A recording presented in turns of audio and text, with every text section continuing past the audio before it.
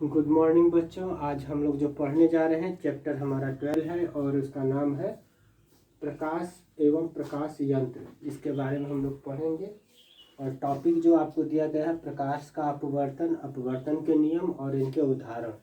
दूसरा है प्रिज्म द्वारा प्रकाश का अपवर्तन एवं वर्णक्रम। और तीसरा हो जाएगा लेंस, अवतल एवं उत्तल संबंधित महत्वपूर्ण तथ्य। उत्तल लेंस एवं अवतल लेंस द्वारा बना प्रतिबिंब, प्रकाशित यंत्र, सूक्ष्मदर्शी एवं दूरदर्शी के बारे में पढ़ेंगे।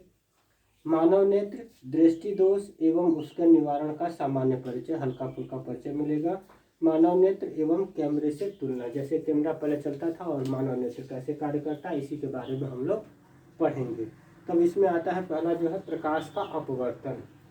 अपवर्तन क्या होता है इसके बारे में हम लोग जानेंगे, लेकिन जैसे हम पिछली कक्षा में हम लोग पढ़ चुके हैं कि जब प्रकाश क्या होता है किसी समांगी पारदर्शी माध्यम में प्रवेश करता है तो वह एक सरल रेखा में चलता है। अब इसका पता और भी करना है। अब इसके आगे हमें कहना है कि जब प्रकाश की किरण एक समांगी पारदर्शी माध्यम से दूसरे समांगी पारदर्शी माध्यम में प्रवेश करती है तो प्रकाश के गमन पथ पर क्या प्रभाव पड़ता है। जैसे पहले हमने पढ़ा था कि अगर जब प्रकाश की किरण एक समांगी पारदर्शी माध्यम में प्रवेश करती है तो वो सीधी रेखा में चलती है। लेकिन अब यहाँ पर कंडीशन क्या होगा कि जब प्रकाश की किरण एक समांगी पारदर्शी माध्यम से दूसरे समांगी पारदर्शी माध्यम में प्रवेश करती है तो जो सरल रेखा में चल रही था वो उसके गमन पथ पर क्या प्रभाव पड़ता है, इसके बारे में हम लोग पढ़ेंगे। तो वही हमारा जो प्रकाश का अपवर्तन कहलाता है। इसमें करना क्या है, जैसे हमने फिगर ले लिया, ये अब आपके बुक में भी दिया है, इस फिगर को देखिए। एक आपने जार ले लिया और इसमें एक सिक्का डाल दिया। इस सिक्के को अगर हम देखेंगे, सीधा खड़ा होकर के ऐसे देखना है, सिक्का रख देना है सामने ऐसे और उसको देखना है, तो वो सिक्का हमको, ये हमारी आँख है,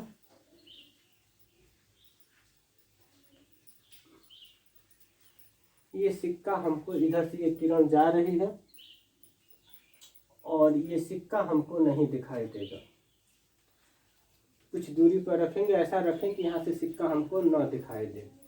फिर अब क्या करेंगे कि उसी जार में अपने दोस्त से हम कहेंगे कि उसमें वो पानी डाले।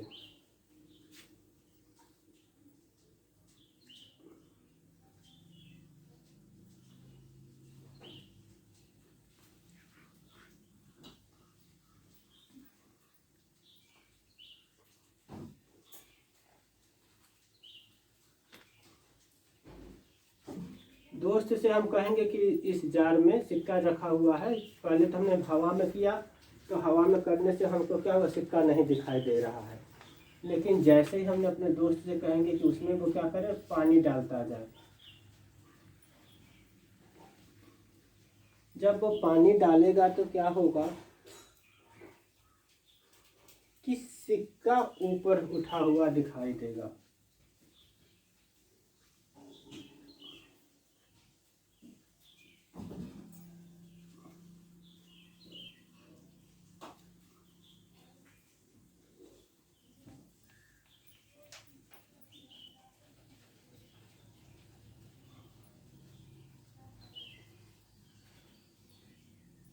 सिक्का जो है, ये सिक्का इस तरह से जैसे पानी डालेगा तो सिक्का ऊपर हमको उठा हुआ दिखाई देगा। तो इसका क्या कारण है कि सिक्का ऊपर उठा हुआ दिखाई, उसे जब तक कहेंगे कि जब तक वो पानी डाले, और जब जैसे ही सिक्का ऊपर उठा हुआ तली से कुछ दिखाई देने लगेगा तो हम उसे बना कर देंगे कि पानी न डालिए। प्रयोग आप लोग घर पर कर सकते हैं। तो इस प्रयोग से हमने क्या सीखा है कि प्रारंभ में जैसे जो सिक्का था, जैसे इस कंडीशन में सिक्का था, तो इससे आने वाली प्रकाश की किरणें हमारे आंख तक नहीं पहुंच रही थी। कप में पानी भर देने पर आने वाली प्रकाश की किरणें पानी के पृष्ठ से क्या हो जाती है, कुछ मुड़ जाती है। ये झुक गई, मुड़ जाती है तथा जल से वायु में आकर एक अलग सरल रेखीय पथ पर गमन करने लगती है। तो वायु से आने वाली प्रकाश की किरणें हमारे नेत्र तक पहुंचती तथा सिक्का पुनः दिखाई देने लगता है, किंतु सिक्के के पेड़े कुछ ऊपर उठा हुआ ये दिखाई देता है। तो इससे सिद्ध होता है कि जब प्रकाश की किरण एक समांगी पारदर्शी माध्यम से दूसरे समांगी पारदर्शी माध्यम में तिरछा प्रवेश करती है तो अपने पूर्व पारदर्शी माध्यम के सरल रेखीय पथ में गमन नहीं करती, वो सीधी रेखा में गमन नहीं कर रही है, बल्कि अपने पूर्व मार्ग के दोनों माध्यमों को अलग करने वाले पृष्ठ पर क्या हो जाती है। जैसे यहाँ पर ये पृष्ठ आया, यहाँ से क्या हो गई, मुड़ गई, गमन पृष्ठ से मुड़ जाती है। इस प्रकार दूसरे पारदर्शी माध्यम में प्रकाश के गति की दिशा में परिवर्तन होता है और इस घटना को हम क्या कहते हैं, प्रकाश का अपवर्तन कहते हैं। तो प्रकाश का अपवर्तन क्या हो गया, इस प्रयोग के आधार पर भी आपने देखा, प्रयोग किया आपने, सिक्का दिखाई देने लगा। जब हवा और वायु में प्रवेश करते पहले सीधे वायु से निकलती जो हमारी आँख पर नहीं पहुंच रही थी, यहाँ से वो तिरछा हो गई जल डालने पर, और इसलिए कहिए सिक्का हमें कुछ ऊपर उठा हुआ दिखाई दिया। तो प्रकाश का अपवर्तन क्या हो गया कि जब प्रकाश की किरण जब क्या होती है, एक समांगी पारदर्शी माध्यम से दूसरे समांगी पारदर्शी माध्यम में प्रवेश करती है, तिरछा प्रवेश करती है, तो वह दोनों माध्यमों के मिलान बिंदु पर, दोनों माध्यमों को अलग करने वाले पृष्ठ पर मुड़ जाती है, और इस घटना को हम क्या कहते हैं, प्रकाश का अपवर्तन कहते हैं।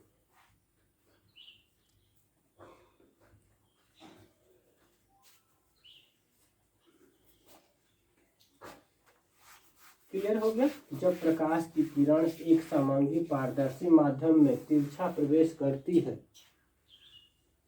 पारदर्शी माध्यम से दूसरे समांगी पारदर्शी माध्यम में तिरछा प्रवेश करती है, तो वह अपने दोनों माध्यमों को मिलाने वाले पृष्ठ पर मुड़ जाती है, और प्रकाश की इस घटना को हम क्या कहते हैं, प्रकाश का अपवर्तन कहते हैं। जैसे हम मान लेंगे कि ये दो पृष्ठ है, ऊपर क्या है,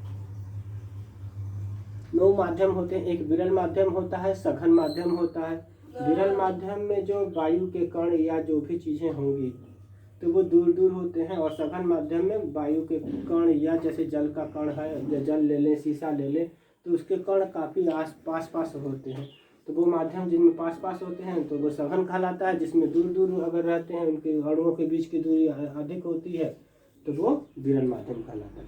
जैसे वायु और कांच में दो माध्यम ले लिए तो वायु क्या हो गया, विरल माध्यम हो गया, और सघन माध्यम जिसमें कण पास है, जो शीशा हो गया, वो हमारा सघन माध्यम कहलाता है।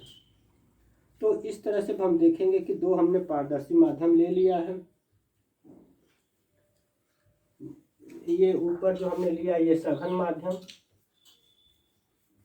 नीचे लिया तो ये विरल माध्यम, ये हवा हो गया विरल माध्यम, और ये दो पृष्ठ हैं जहाँ पर दोनों पृष्ठ मिल रहे हैं, अलग अलग कर रहे हैं। अब यहाँ से ये ग्लास हो जाएगा, चाहे पानी लिया है, नीचे जो हमारा वायु हो गया, तो ये पृष्ठ अलग हो गया। इस पर हमने क्या किया कि एक अभिलंब डाल दिया, ये N हो गया, ये N डैश हो गया, और ये जो मिलान बिंदु है इसको हमने O मान लिया। बुक में आपका N ले लिया है, कुछ भी ले सकते हैं, और एक किरण हमने ली जो तिरछा प्रवेश कर रही है,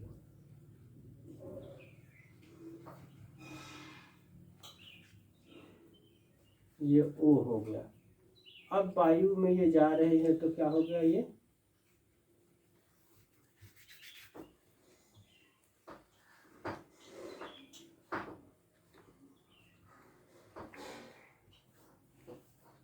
ये R हो गया, ये कोण I हो गया, और ये वाला कोण स्मॉल r हो गया। यहाँ ये सघन माध्यम हो गया, जो कि यहाँ पर हमने क्या लिया है, ये जल ले लिया है, और दूसरा हो गया वायु। वायु क्या है, विरल माध्यम कहलाती है, और जल वायु के सापेक्ष क्या हो गया, सघन हो गया। तो अब आप देख रहे हो कि एक आपतित किरण क्या होती है, जो अभिलंब और पृष्ठ के बीच में जो जाती है किरण, तिरछा जो प्रवेश कर रही है, वो आपतित किरण कहलाती है। तो यहाँ पर ओ ले लिए हैं हम, तो यहाँ पर ओ नहीं, यहाँ पर कुछ और भी ले सकते हैं, जैसे क्यू ही ले लीजिए। जैसे ओ क्यू है जो क्या हो गई, तिरछा प्रवेश पर पृष्ठ पर पड़ रही है, तो ओ क्यू जो है एक आपतित किरण कहलाती है। और जो दोनों पारदर्शी माध्यमों को अलग करने वाले पृष्ठ आपतन बिंदु पर, बिंदु के लंबवत रेखा, आपतन बिंदु ये हो गया, इस पर जो है लंबवत रेखा है वो क्या कहलाता है, अभिलंब कहते हैं। पारदर्शी माध्यम को अलग करने वाले पृष्ठ की तरफ आने वाले प्रकाश की किरण क्या कहलाती है, आपतित किरण कहलाती है। तो जो ओ क्यू किरण है पृष्ठ की तरफ आ रही है वो आपतित किरण, और जो पृष्ठ से दूर जा रही है वो अपवर्तित किरण कहलाती है। ये अपवर्तित किरण हो गई, ये आपतित किरण हो गई। जो पृष्ठ की तरफ आ रहे हैं, आपतन बिंदु पर जो लंबवत रेखा है वो क्या कहलाएगा, एन क्यू एन डैश जो है हमारा, ये अभिलंब कहलाता है। और ओ क्यू जो है, ओ क्यू क्या कहलाएगा, आपतित किरण कहलाती है। और क्यू आर जो है अपवर्तित किरण कहलाती है। तथा दूसरे माध्यम में इस पृष्ठ से हो गया अपवर्तित किरण। अब क्या हो गया, आपतित किरण और अभिलंब, क्लियर हो गया। तो आपतित किरण और अभिलंब के बीच बने कोण को क्या कहा जाता है, आपतन कोण। ये वाला कोण क्या कहलाएगा, आपतन कोण कहलाता है।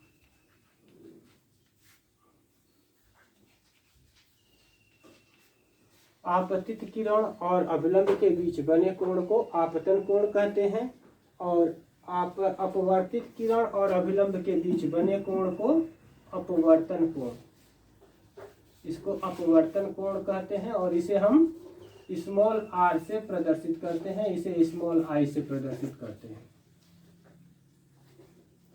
क्लियर हो गया होगा। और किरण क्या हो रही है, सघन माध्यम से विरल माध्यम में प्रवेश कर रही है, तो वो अभिलंब से दूर हट जाती है। अब इसी प्रकार अगर उल्टा हो जाए, जैसे यहाँ पर सघन है तो यहाँ पर क्या हो जाए, माध्यम, इसी फिगर में देख लीजिए।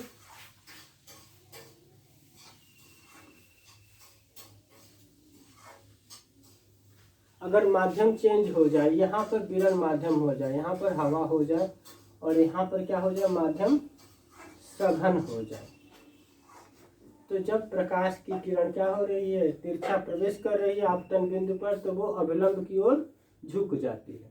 सीधा न जाकर के, इसको जाना इधर चाहिए था लेकिन ये इधर झुक जाती है। बाकी तो कोण वही रहेगा, ये आई होगा, ये आर होगा अपवर्तन कोण। तो यहाँ तक क्लियर हो गया होगा।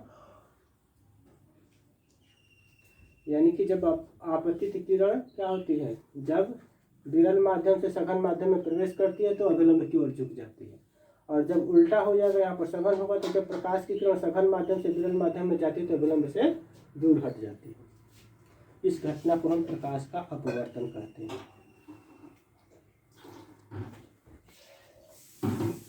तो ये क्लियर हो गया होगा। अगले वीडियो में हम फिर बताएंगे आपको। वीडियो को अधिक से अधिक लाइक और सब्सक्राइब करें।